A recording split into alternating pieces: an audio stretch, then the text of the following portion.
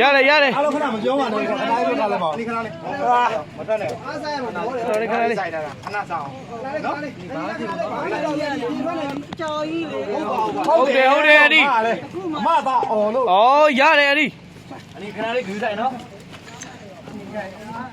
ရရှိဒီဘက်လားဒီဘက်လားဒီဘက်လားဒီဘက်တဲ့ဒီတစ်ချက်ပဲတစ်ချက်ပဲဟုတ်ပြီဟုတ်ပြီဟုတ်ပြီ ရတယ်အဲ့ဒါဘာဖြစ်ဘူးနော်အဲ့ဒီဆက်ကြမလို့သားတော့သားသမီးတွေပဲမိကြရမိအနိသားလည်းဟာငယ်လေးကြီးပဲငယ်တဲ့ဟာလေးကြီးပဲဒီကလေးတွေ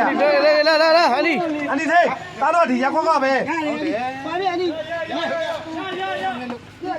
ပြလိုက်တော့ဟေး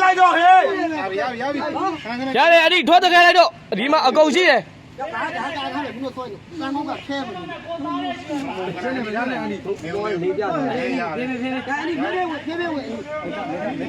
ရှိဖဲ မလာခိုင်းနဲ့ဘယ်သူမှမလာခိုင်းနဲ့ လူခေါ်လာပြီနော် တော့ဟေး ရရှိဖဲရရှိဟာဘယ်သူတော့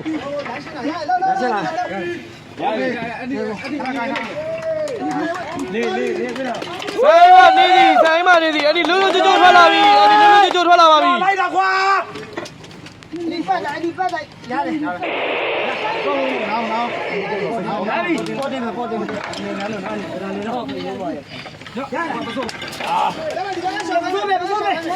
ခိုးပဲဟေး အနီကိုဒီဘက်မှာခဏအနာပဲပန်ကလေးပေးပြီးရတယ်ကျွန်တော်အပေါ်တင်ခဲ့ပါမယ်ရေမွေးရတာပြလားဗျ ရေးလိုက်တာရေး